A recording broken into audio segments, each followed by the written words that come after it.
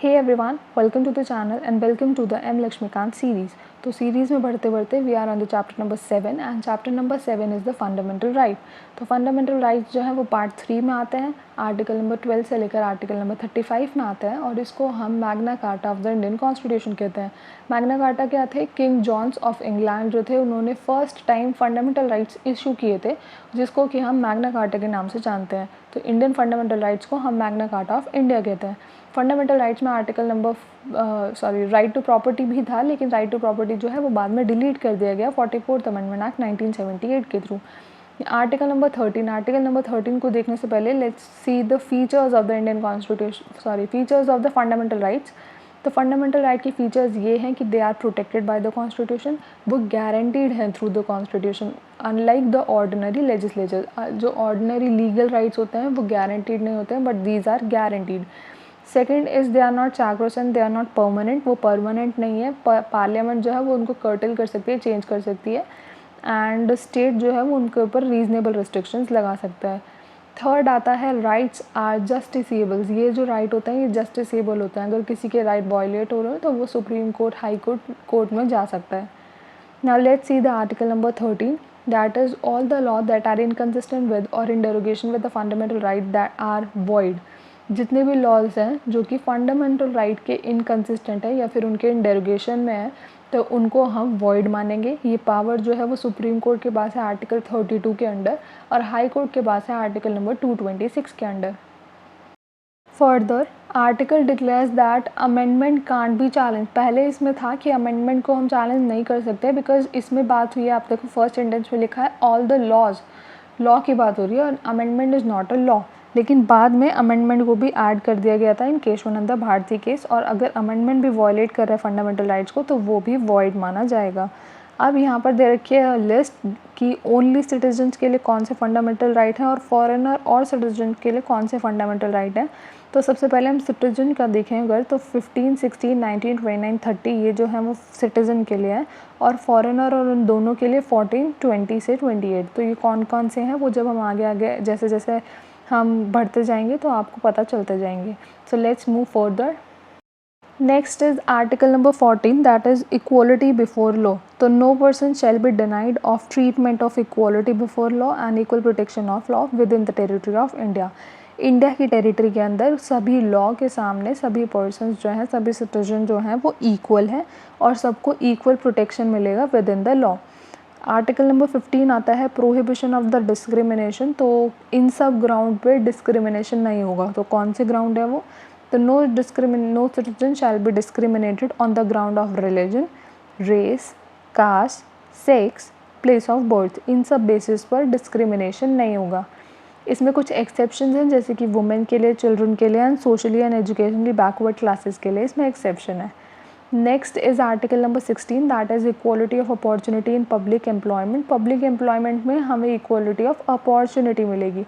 Article number 17 में आता है अबॉलिशन ऑफ अनटचेबिलिटी. तो अनटचेबिलिटी इज़ अबॉलिश्ड और उसकी प्रैक्टिस किसी भी फॉर्म में पनिशेबल है in accordance with the law. Article number 18 आता है अबॉलिशन ऑफ टाइटल. तो इसमें है कि स्टेट जो है वो उसको प्रोहिबिट करता है कि वो किसी भी फॉरेन स्टेट से कोई भी टाइटल ना ले, और ऐसे ही सिटीजन ऑफ इंडिया भी प्रोहिबिटेड है कि वो भी किसी फॉरेन स्टेट से टाइटल ना ले. Next is article number 19. Article number 19 is right to freedom of speech. तो फ्रीडम ऑफ स्पीच में कई सारे राइट्स आते हैं, like right to assemble peacefully without arm, without any हथियार वगैरह के हम पीसफुली असेंबल हो सकते हैं. Right to form association and union, cooperative societies बनाने का, यूनियन बनाने का, एसोसिएशंस बनाने का हमारे पास राइट है. Right to move freely through out the territory of India. India की टेरिटरी के अंदर हम कहीं भी मूव कर सकते हैं, यह भी हमारा राइट है.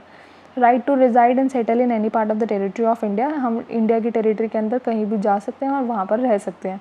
Right to practice any profession और कैरी एनी ऑक्यूपेशन, ट्रेड और बिजनेस. कोई भी हम ट्रेड, बिजनेस, कुछ भी हम प्रोफेशन कैरी कर सकते हैं. Article number 20 is protection in respect to conviction of an offence. तो no person shall be convicted of an offence for the violation of the law and force at the time of the commitment of the act.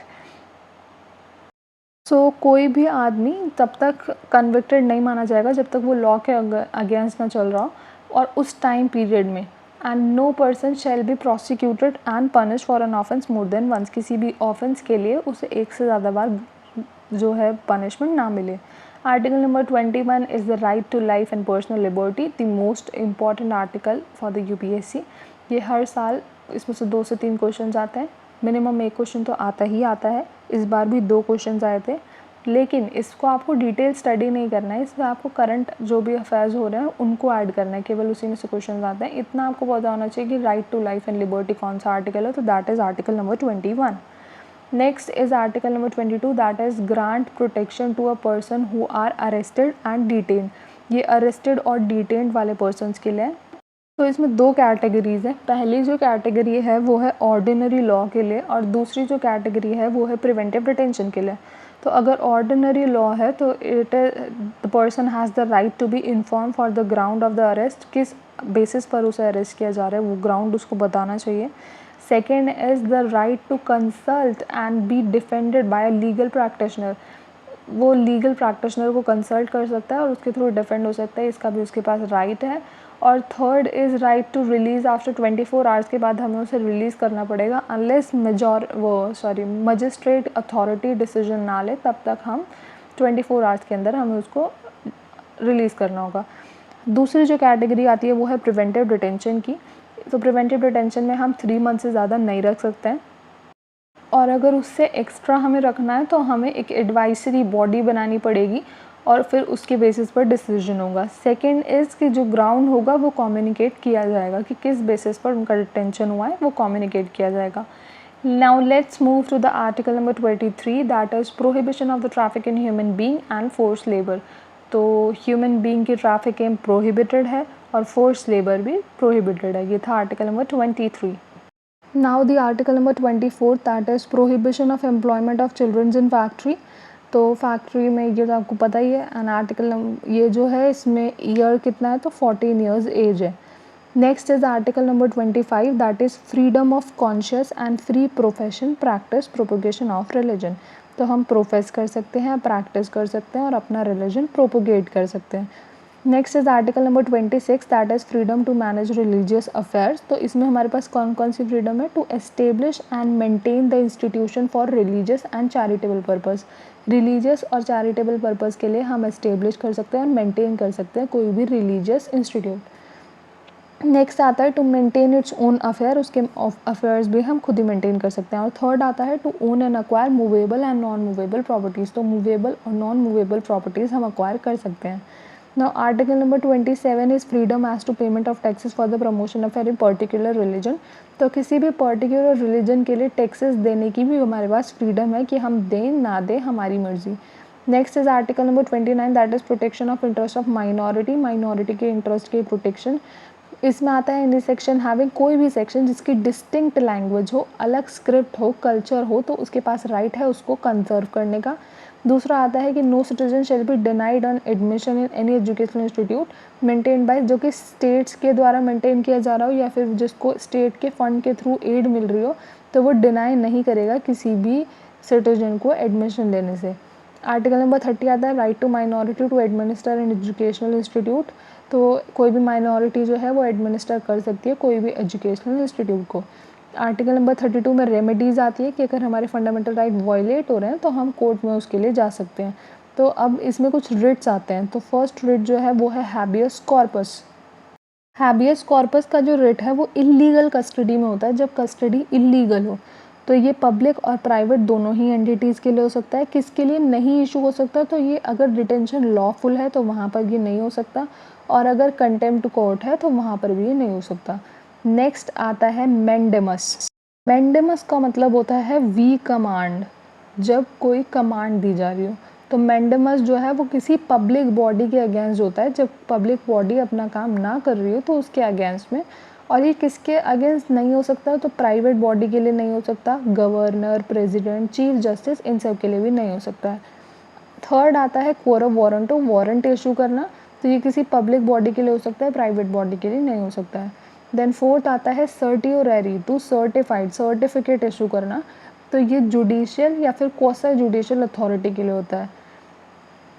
Next आता है प्रोहिबिटो। प्रोहिबिटो मतलब to forbid, रोक देना।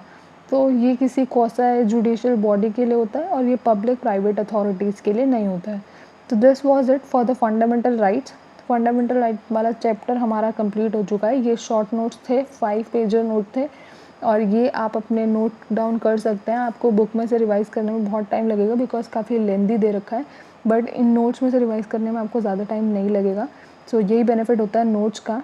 रहने के लिए channel को सब्सक्राइब करें एंड वीडियो यहाँ तक देखने के लिए थैंक्स फॉर वॉचिंग।